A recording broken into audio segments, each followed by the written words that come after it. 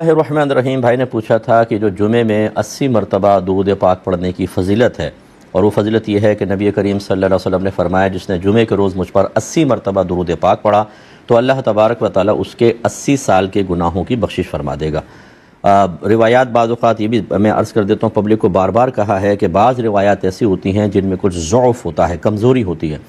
اور کمزوری اصل میں حدیث میں نہیں ہوتی، حدیث بیان کرنے والے جو ہوتے ہیں، کیونکہ نبی کریم میں کوئی کمزوری نہیں، صحابہ، تابعین، پھر اس کے بعد چلتے چلتے سلسلہ پھر کوئی امام بخاری تک پہنچتا ہے یا امام ترمذی تک پہنچا، تو درمیان میں جو راوی آتے ہیں ان میں سے بعض ایسے ہوتے ہیں کہ جن کے حافظے قوی نہیں ہوتے، کسی کا تقوی اتنا کامل نہیں ہوتا، اور دیگر مسائل ہوتے ہیں، یا اپنے سے اوپر والے سے ملاقات اس کی ثابت نہیں ہوتی، تو حدیث میں تھوڑی سی کمزوریاں وغیرہ آتی ہیں۔ تو اس قسم کی حدیثوں پر اعتماد کیا جا سکتا ہے جو فضائل کے باب میں ہوں، اگرچہ ضعیف حدیثیں ہوں۔ اور یہاں پہ علماء نے فرمایا کہ 80 سال کے مطلب خاص 80 نہیں ہے، بلکہ 80 کا سے مراد بہت زیادہ گناہ بخشے جائیں گے اس کے، کیونکہ اگر ایک آدمی 20 سال کا ہے وہ یہ پڑھتا ہے تو 80 سال تو اس کی عمر ہی نہیں، تو 80 سال کے گناہ بخشے جانے کا کیا مطلب؟ مراد ہے بہت زیادہ اس کے گناہ بخشے جائیں گے۔ تو بہرحال یہ فرمایا کہ کیا اس کے لیے کوئی مخصوص درود پاک ہے یا کوئی بھی پڑھ سکتے ہیں؟ دیکھیں کوئی بھی پڑھ سکتے ہیں، اور عصر کی نماز کے بعد کی بعض جگہ تخصیص ہے، بعض جگہ بالکل عموم ہے، آپ پورے دن میں جب چاہیں پڑھیں، جمعے کے دن فجر کے بعد یعنی طلوع آفتاب کے بعد دن سٹارٹ ہو جائے گا اور غروب آفتاب تک رہے گا، درمیان میں جب کبھی پڑھ لیں۔ اگر عصر کے بعد پڑھنا چاہتے ہیں تو اس میں بھی اجازت ہوتی ہے۔ بھائی نے کہا کہ بعض اوقات مساجد میں کوئی اصلاحی کتاب رکھ دی جاتی ہے لیکن لوگ اس کو اپنے گھر لے جاتے ہیں پڑھنے کے لیے اور باقی لوگ پڑھنے سے محروم رہ جاتے ہیں، کیا حکم شرع ہے؟ دیکھیں قرآن کے ضمن میں اس کا ویسے میں نے جواب دیا تھا کہ قرآن اٹھا کے گھر پہ لے جاتے ہیں اور وہاں مطالعہ کرتے ہیں، تو منع کیا تھا کہ مسجد کی چیز مسجد میں رہنی چاہیے، کیونکہ اگر کوئی گھر پہ لے بھی جائے گا 24 گھنٹے تو پڑھے گا نہیں، وہ ایک ٹائم پڑھے گا پھر رکھ دے گا، اور ہو سکتا ہے کہ اسی ٹائم اگر کوئی شخص مسجد میں ہوتا تو وہ اس کا مطالعہ کر کے رکھوانے والے کے لیے یا رکھنے والے کے لیے ثواب جاریہ بنتا۔ اس لیے اس طرح کتابیں اپنے گھر میں بالکل نہ لے کے جائیں، وہیں مطالعہ کریں اور رکھ کر جائیں۔ لے جانا گناہ تو میں نہیں کہوں گا لیکن یہ مکروہ ضرور ہے، ایسا ہرگز نہیں کرنا چاہیے۔ ہاں اگر اپنی ملکیت بنانے کی نیت سے لے گئے تو گناہ گار ہوں گے، کہ آپ اس کے مالک نہیں، آپ صرف استعمال کر سکتے ہیں، آپ کے لیے اس کو مباح کیا گیا ہے، اس کا مطالعہ آپ کو مالک نہیں بنایا گیا اور آپ لے گئے تو یہ چوری کے بلکہ ضمن میں آ جائے گا اور ایسا شخص گناہ گار ہوگا۔ ایک بھائی نے فرمایا کہ ہمارے ہاں جمعے کی مسجد ہے، اس میں ایک خطیب صاحب آتے ہیں اور وہ صرف بیان کرتے ہیں، باقی نماز کوئی اور پڑھاتا ہے، اور وہ اس کے باقاعدہ اجرت لیتے ہیں، سیلری لیتے ہیں، تو یہ خطاب کی سیلری لینا کیسا ہے؟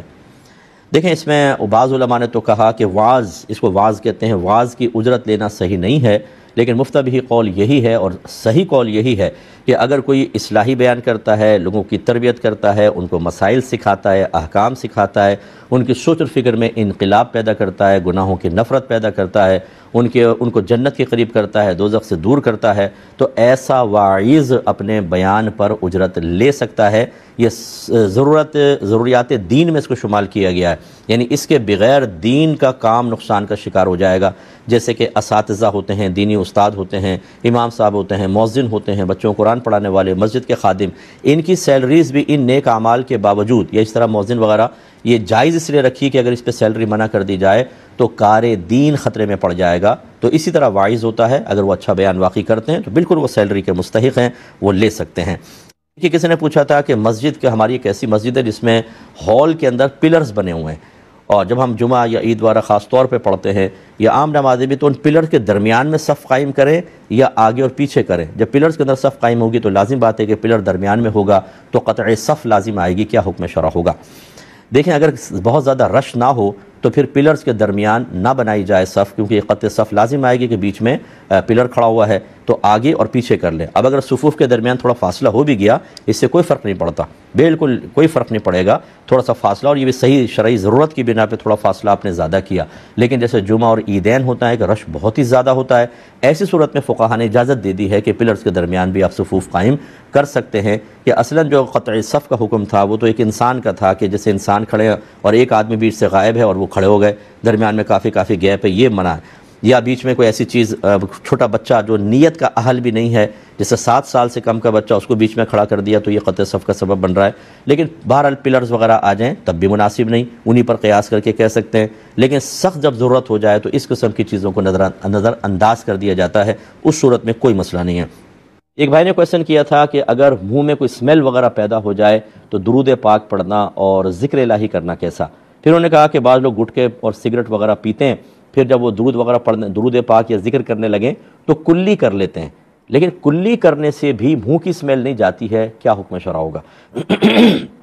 جی بالکل کلی کافی نہیں ہوگی، اور ایسی حالت میں ذکر کرنا یہ خلاف سنت ہوتا ہے، مکروہ ہوتا ہے، اور اس سے فرشتوں کو تکلیف ہوتی ہے۔ اس لیے جس کے منہ میں واقعی اسمیل پیدا ہو جائے سگریٹ وغیرہ کی وجہ سے، صرف کلی نہیں بلکہ مسواک، پہلے زمانے میں مسواک تھی، آج آپ پیسٹ وغیرہ کریں، اچھی طریقے سے مسواک بھی کریں سنت کی نیت سے، اور اس کے بعد برش وغیرہ سے اچھی طرح پیسٹ کریں تاکہ منہ کی اسمیل ختم ہو، اس کے بعد ذکر الہی کریں۔ بعض تو نماز پڑھنے کے لیے آ جاتے ہیں، آپ اندازہ کریں، اور ان کے منہ سے اتنی اسمیل، اور وہ چونکہ سگریٹیں پیتے ہیں تو چہرے پر ادھر ادھر وہ دھواں آ کے قریب سے گزر جائے تو سگریٹ کی اسمیل آتی ہے۔ یاد رکھیں کہ ایسے اشخاص کو تو مسجد سے دور رہنا چاہیے۔ نبی کریم صلی اللہ علیہ وسلم نے ارشاد فرمایا، جس نے لہسن یا پیاز میں سے کچھ کھایا وہ ہماری مسجدوں کے قریب نہ آئے،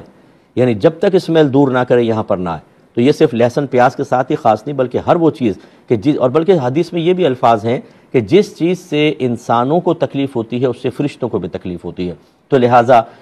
یہ صرف لہسن پیاز کے ساتھ چیز مقید نہیں ہے، ہر وہ چیز کو جو اسمیل اور گندگی پیدا کرے اس کو دور کریں۔ اور ہمارا تو مشورہ ہے سگریٹ چھوڑ ہی دیں، بہت اچھا ہے، گٹکے چھوڑ دیں، اور خدا نخواستہ اگر یہ عادت پختہ نہیں تو کم از کم جب آپ نماز پڑھنے لگیں، قرآن پاک کی تلاوت یا خاص کوئی وظیفہ پڑھنے لگیں، اچھی طریقے سے منہ کی اسمیل دور کر کے پھر ہی پڑھیں، یہ بہتر ہے۔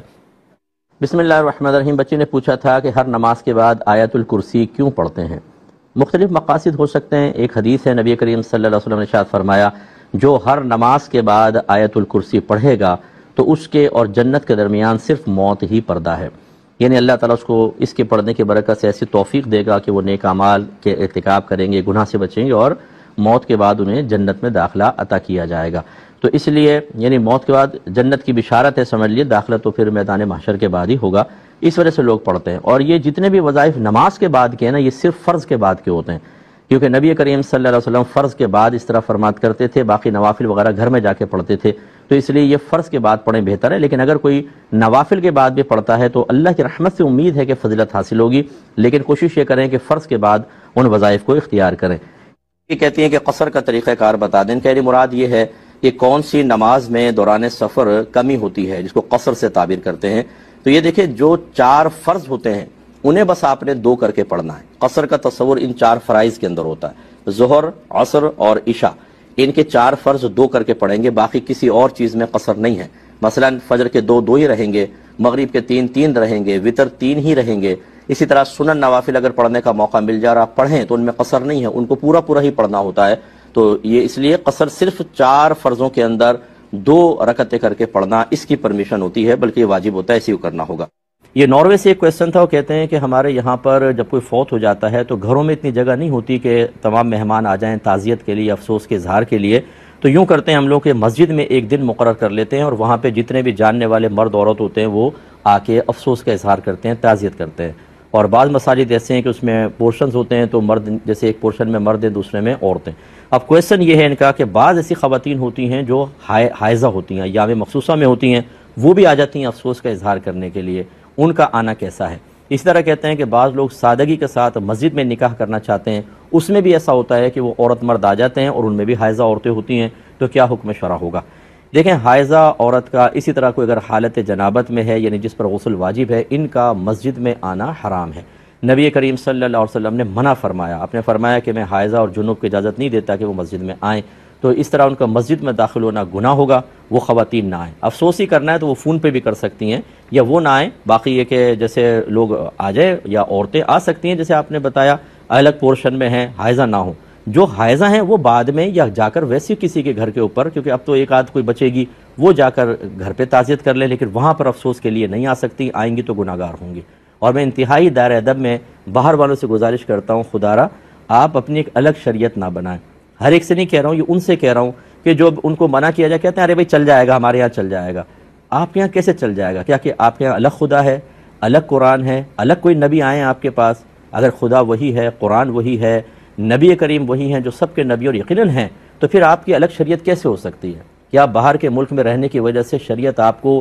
اجازت دے دے گی کہ آپ خلاف شرع کام کر لیں؟ آپ اتنے اللہ کے محبوب بندے کیسے ہو گئے معاذ اللہ کہ اللہ تعالیٰ آپ کے لیے اپنی شریعت کو بدل دے گا؟ اس لیے اس قسم کی باتیں ہرگز نہ کریں۔ یہ جو قلبی تکبر ہے یہ تباہ کر دے گا بہت سارے لوگوں کو، کہ اگر ان کو سمجھائیں تو باہر کا اتنا تکبر اپنے ان کے دل میں ہوتا ہے کہ وہ مطلب کوئی دوسرے ملک میں رہنے والے جو ہندوستان میں، پاکستان میں، سری لنکا، بنگلہ دیش ہیں، ان کو تو سمجھتے ہیں یہ بالکل حقیر سا۔ وہ اگر مسئلہ بھی معلوم کرتے ہیں تو اپنی مسجد کے وہیں کے امام سے معلوم کریں گے، یو کے یو ایس اے والے سے، کہ بھئی یہ بتائے گا صحیح۔ وہ بعض اوقات بیچارے اس قابل ہی نہیں ہوتے کہ صحیح مسئلہ بتا سکیں، وہ جان چھڑانے والے بات کرتے ہیں۔ یہ بھی میں بہت سارا جانتا ہوں، بہت سارے، ہر ایک ایسا نہیں ہوتا، بہت سے لیکن ہیں ایسے۔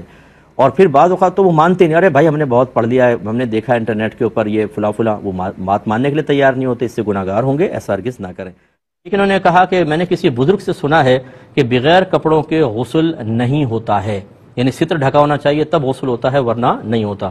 پہلی بات تو یہ کہ دیکھیں ہر ایک کو بزرگی کا سرٹیفکیٹ نا ایسے عام جاری کرنے کی کوشش نہ کریں، جو جہاں پہ لیا ایک فارم فل کیا اور آپ نے ٹھپا لگایا اور بزرگی کا سرٹیفکیٹ دے دیا، ایسے لوگ بزرگ نہیں ہوتے۔ جیسے یہ جس کو آپ بزرگ کہہ رہے ہیں اس نے بالکل غلط مسئلہ بتایا،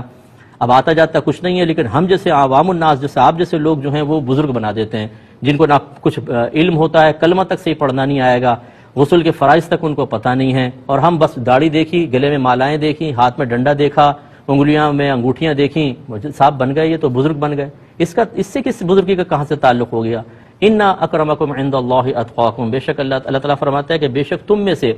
اللہ کی بارگاہ میں سب سے زیادہ عزت والا وہ ہے جو تم میں سب سے زیادہ صاحب تقوی ہے، اور تقوی پرہیزگاری علم کے بغیر نہیں آ سکتی، لہذا صاحب علم اور صاحب تقوی بعمل آدمی ان سے مسئلہ پوچھیں، اور خصوصاً مفتیان کرام سے یا ان سے نیچے درجہ پھر علماء کرام جو واقعی مسائل کو جانتے ہیں ان سے پوچھیں۔ اب انہوں نے غلط مسئلہ بتایا اور آپ کہہ رہے ہیں میں نے ایک بزرگ سے سنا ہے، یعنی آپ کے نزدیک ہر داڑھی والا بزرگ ہے۔ ایک خاتون نے مسئلہ پوچھا کہ جی میرے شوہر نے 3 طلاقیں دے دی، میری ساس جو تھی وہ ایک مسجد میں چلی گئی، وہاں ایک مولوی صاحب نظر آ گئے، ان سے پوچھا بھی میرے بیٹے نے 3 طلاقیں دے دی ہیں کیا کروں؟ اس نے کہا 60 مسکینوں کو کھانا کھلا دیں سب ختم ہو جائے گا۔ انہوں نے کہی 60 مسکینوں کا کھانا کھلا دیا، ہمارے گھر پہ آ کے بتایا، وہ بچی کہتی ہے کہ ہم سب جاہل تھے، میں چلی گئی اور کئی سال ساتھ رہی ہوں، اب پتہ چلا ہے کہ یہ تو مسئلہ ہی غلط بتایا گیا تھا۔ اب یہی ہوتا ہے مسجد میں کوئی خادم صاحب، مؤذن صاحب بھی ہوں گے نا داڑھی والے، تو وہ عالم ہے ہمارے نزدیک کیونکہ مسجد میں ہے۔ ایسا نہیں ہوتا ہے، آپ چلتے پھرتے کسی بھی کالے کوٹ والے کو اپنا کیس دے دیں گے، یا ہر جو ہاسپٹل کے اندر آپ کو آدمی نظر آئے گا وہ ڈاکٹر ضرور ہوگا۔ یہ چیزیں ذرا سوچا تو کریں۔ تو خلاصہ کلام یہ ہے کہ یہ کوئی سنت نہیں ہے، یہ جو انہوں نے بتایا اور بالکل غلط مسئلہ بتایا ہے۔ کپڑے اتار کر غسل کیا جائے گا، کپڑے ڈھک کر کرنے کی کوئی ضرورت نہیں ہے، اور کپڑے اتارنے کے بعد وضو بھی ٹھیک ہے اور غسل بھی ٹھیک ہے۔ ہاں میں نے بتایا آپ کو زبان سے کچھ نہیں پڑھیں گے، یہ جو مسئلہ بتایا غلط بتایا، گناہ کبیرہ کے مرتکب ہوئے، اور آپ نے اگر اس کو آگے بتایا تو آپ بھی گناہ کبیرہ کے مرتکب ہوئے، کیونکہ غلط مسئلہ بتانا منع ہوتا ہے۔ اور پھر جنت کی اعلیٰ نعمتیں دی جائیں گی۔ نبی کریم صلی اللہ علیہ وسلم فرماتے ہیں کہ ادنا ترین جنتی کو اتنی بڑی جنت دی جائے گی جو اس دنیا سے 10 گنا بڑی ہوگی۔ یہ ادنا ترین جنتی ہے۔ یہاں 120 گز کے پلاٹ کے لیے بھائی لڑ رہے ہیں، گریبان پکڑ رہے ہیں، خون کے پیاسے ہو گیا، خون سفید ہو گیا، بھابیاں اکسا رہی ہیں شوہروں کو بھائیوں کے خلاف، اور لڑ رہے ہیں، گریبان پکڑے ہوئے ہیں 120 گز کے پلاٹ کے لیے، ایک زیور کے سیٹ کے لیے، اور وہاں پر ادنا جنتی کو اتنی بڑی نعمت، اور اعلیٰ جنتی جو ہوگا اس کو تو کتنی ملے گی آپ اندازہ کریں کہ رحمت کونین صلی اللہ علیہ وسلم ارشاد فرماتے ہیں کہ بعض جنتی ایسے ہوں گے جن کو اتنا اونچا درجہ دیا جائے گا کہ ادنا درجے والا جنتی اسے اس طرح دیکھے گا جیسے تم زمین پہ کھڑے ہو کر آسمان کے ستارے کو دیکھتے ہو، اتنا اونچا ہوگا۔ اور رحمت کونین صلی اللہ علیہ وسلم فرماتے ہیں کہ سب جنتیوں کو ایک جنت کے باغ میں جمع کیا جائے گا، اور اللہ تعالیٰ براہ راست ان سے خطاب فرمائے گا اپنی شان کے لائق، اور اللہ تعالیٰ فرمائے گا میرے بندو بتاؤ کیا تم مجھ سے راضی ہو؟ وہ کہیں گے یا رب کریم کیوں نہیں تجھ سے راضی ہوں گے؟ تو اللہ تعالیٰ فرمائے گا پھر آج میں تمہیں ایک بہت بڑی نعمت، بہت بڑا انعام دینے والا ہوں۔ تو وہ متعجب ہو جائیں گے کیونکہ جنت کی ایسی جیسی نعمتیں دیکھیں گے کہ رحمت کونین نے جیسے فرمایا کہ نہ تم نے، نہ کسی کی آنکھ نے ان کو دیکھا، نہ کسی کے کانوں نے اس کو سنا، اور نہ کسی کے دل میں ان کا خیال آیا، ایسی نعمت ہے۔ تو وہ کہیں گے اب کون سی ایسی نعمت رہ گئی جس کا اللہ ذکر فرما رہا ہے؟ تو اللہ تعالیٰ فرمائے گا کہ آج میں تمہیں اپنی زیارت کرواؤں گا، اور پھر وہ اللہ تعالیٰ پردے ہٹائے گا اور اپنی شان کے لائق اپنا دیدار کروائے گا، ہم اپنے رب کو دیکھیں گے اپنی ظاہری آنکھوں سے۔ رحمت کونین صلی اللہ علیہ وسلم فرماتے ہیں کہ ایک جنتی اپنے دوست کو بلائے گا دعوت پر، جیسے آپ انوائٹ کرتے ہیں، لسی پلا، آج تجھے سگریٹ پلاتا ہوں، آج ڈھابے پہ چائے پیتے ہیں کوئی ٹاؤڈل پہ بیٹھ کر، اور رحمت کونین صلی اللہ علیہ وسلم فرماتے ہیں کہ جب وہ دسترخوان لگائے گا تو اس میں 80,000 قسم کے کھانے ہوں گے، 80,000 قسم کے کھانے، یہ ہے سیلری ان کی جنہوں نے ڈیوٹی پوری کی ہوگی. نبی کریم صلی اللہ علیہ وسلم فرماتے ہیں کہ جنتی لیٹا ہوگا تو اس کو آسمان جنت پہ پرندے اڑتے ہوئے دکھائی دیں گے, تو دل چاہے گا اس کا کہ کاش یہ بھن کر میرے پاس آ جائے, روسٹڈ آ جائے. جیسی وہ تمنا کرے گا ایک دم وہ پرندہ بھن کر سامنے آ جائے. اور سرکار فرماتے ہیں کہ وہ بغیر آگ کے بھنا ہوا ہوگا, جس کو اسٹیم روسٹ کہتے ہیں نا, ہلکی ہلکی حرارت میں. اور جب جنتی کھا لے گا پھر اللہ کے حکم سے پرندہ دوبارہ زندہ ہو کے پھر اڑنے لگ جائے گا. ایک جنتی تمنا کرے گا کچھ پھل لگے ہوں گے, کاش میں یہ پھل کھاؤں, ایک دم شاخ جھک کر نیچے آ جائے گی. بالکل وہ توڑ کے آرام سے کھائے گا, جیسے کھائے گا پھر پورا ہو جائے گا, کھائے گا پھر پورا ہو جائے گا, کھائے گا پھر پورا ہو جائے گا, چھوڑے گا پھر جا کے شاخ سے لگ جائے گا. کیونکہ جنت کی نعمت میں کوئی فنا نہیں. 4 قسم کی نہریں ہوں گی, ایک پانی کی, ایک دودھ کی, ایک شہد کی اور ایک شراب کی نہر. شراب بھی ہوگی جنت میں, لیکن سرکار فرماتے ہیں وہ شراب ایسی ہوگی کہ جب جنتی پیئیں گے صرف ایک سرور ہوگا, ہلکا ہلکا سا ایک نشہ سا آئے گا, ایک مزہ, لذت. نہ اس میں کوئی ایسا ہوگا کہ آدمی اپنے آپ سے بیگانہ ہو جائے, بےہودہ بکنے لگ جائے. جیسے آپ نے یہ جہاز دیکھے ہوں گے ٹن بلیدان ہو کے, کوئی یہاں پڑا ہوا ہے کوئی وہاں پڑا ہوا ہے. یہ شرابیوں کو دیکھے ماں بہن کی گالیاں بکرے ہوں گے, نہ ماں کی تمیز نہ باپ کی تمیز. وہ شراب میں ایسا نہیں ہے. دودھ پیئیں, خالص دودھ کی نہریں بہ رہی ہیں, شراب کی نہریں, پانی, جتنی مرضی نعمت کھاؤ. سرکار صلی اللہ علیہ وسلم نے فرمایا, قرآن کے مضامین بھی اس کی تائید کرتے ہیں کہ سرکار نے فرمایا جنتی جس چیز کی تمنا کرے گا اللہ تعالیٰ اسے وہ عطا فرما دے گا. جنتی گھوڑے ہوں گے, اس میں بیٹھیں گے, آپ کو اڑنے لگ جائیں گے, آپ کو اڑا کر ایک مقام سے دوسرے مقام پر لے کر جائیں. سرکار فرماتے ہیں جب جنتی جنت میں چلا جائے گا تو ایک فرشتہ ندا کرے گا, جنتیوں خوش ہو جاؤ کہ اب تم ہمیشہ زندہ رہو گے, تمہیں کبھی موت نہیں آئے گی. تم ہمیشہ جوان رہو گے, کبھی بوڑھے نہیں ہوگے. تم ہمیشہ تندرست رہو گے, تمہیں کوئی بیماری نہیں ہوگی. تم ہمیشہ خوش و خرم رہو گے, کوئی مصیبت کوئی غم تمہاری طرف متوجہ نہیں ہوگا. تو ان کی خوشیاں اور بڑھ جائیں گی. اور راوی کہتے ہیں کہ نبی کریم صلی اللہ علیہ وسلم نے فرمایا کہ جب جنتی جنت میں داخل ہوں گے تو ان کی عمر 30 یا 33. جب بھی کسی حدیث میں یا کا لفظ دیکھے نا, یہ یا یہ, وہ نبی نہیں فرماتے, کیونکہ نبی کریم کا جو بھی قول ہوتا ہے وہ وحی الہی کی صورت ہوتی ہے, اور وحی الہی میں تردد نہیں ہوتا. تردد کا مطلب یار یہ یا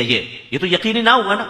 یہ تشریف لائے تھے یہ تشریف لائے تھے, اس کا مطلب مجھے یقین نہیں. حالانکہ قرآن اور حدیث میں جو بات بیان ہوتی ہے بالکل یقینی ہوتی ہے. تو یہ راوی کو شک ہوتا ہے اصل میں صحابہ میں سے کسی کو کہ انہوں نے سنا تو وہ کہتے ہیں 30 فرمایا تھا سرکار نے یا 33, مجھے یاد نہیں. تو وہ دونوں باتیں بیان کر دیتے ہیں تاکہ غلط بیانی نہ ہو جائے. سرکار نے 30 فرمایا میں 33 کہہ دوں,